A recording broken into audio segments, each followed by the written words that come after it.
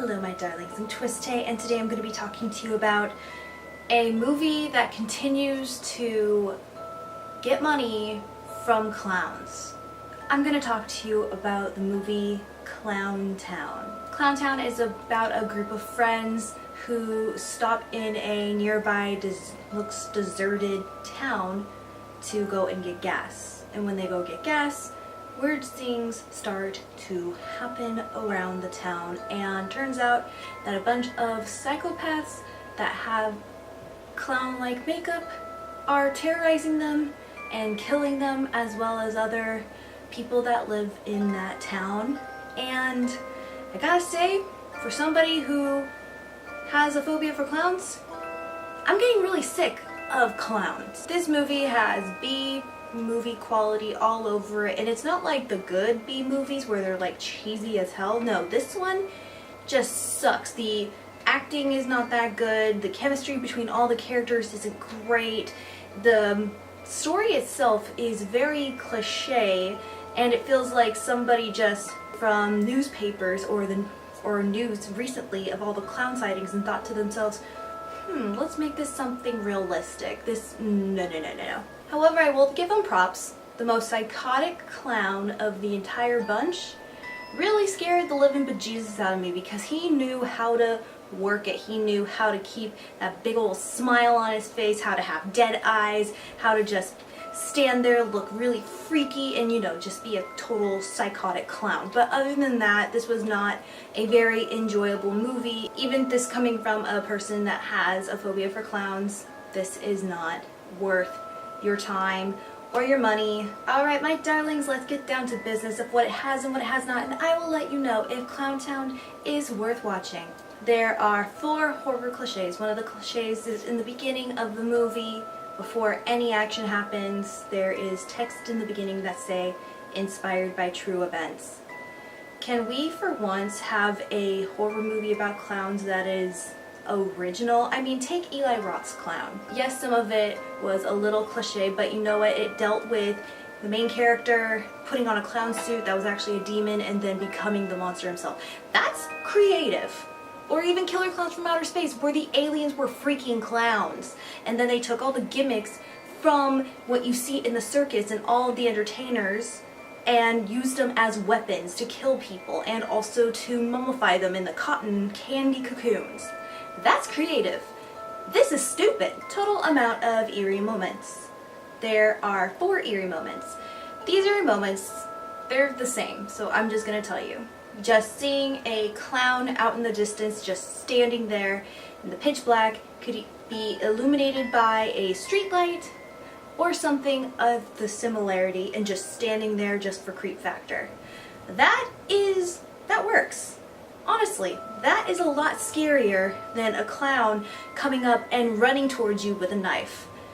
Well, in my perspective, because the stillness is the creepiest thing, because you don't know for a fact, are they coming to get you, or are they just gonna fuck with you? Total amount of suspenseful moments. There is one suspenseful moment, and this suspenseful moment had me holding my breath and had me just trying to cover my eyes a couple of times. It was really creepy. The gang actually hides in a bus. It's a deserted bus that they find in a junkyard. And while they're there, they hop inside the bus and they hold their breath. They try to stay quiet because there's this clown trying to chase them. And he is just banging on the bus, looking through the windows, and then he's just smearing his hand all through the windows and just trying to make them scared and petrified. Now that is effective, especially since they had no other cheesy music or just music altogether. It was ambiance inducing from the natural noises, so that made it scarier. But that was the only suspenseful moment in my opinion. Total amount of jump scares, there's 11. Yep, I'm not even kidding you. The first jump scare happens within 8 minutes of the film, and it's all obnoxious, stupid, loud, booming noises, and has nothing to do with the creatures or the person causing it themselves. Right after I seen that, I knew for a fact that this was going to be a jump scare filled movie, and that set my standards much, much lower. One of the guys, he goes to turn around a corner and he's on the edge of a brick wall because he thinks that he saw somebody over there. As he is looking into the distance, suddenly a loud booming noise happens and you see a hand just caress his shoulder and he looks back and it's his girlfriend's. Really? This is so stupid. It's honestly one of the more dumber jump scares in the film, but you get my case in point to what this film is going to be filled with and why this sucks. I'm going to give Clowntown half of 1 out of 5 stars because the only positive thing is the main ringleader clown of the entire film. He's the scariest of them all and he's got an interesting storyline.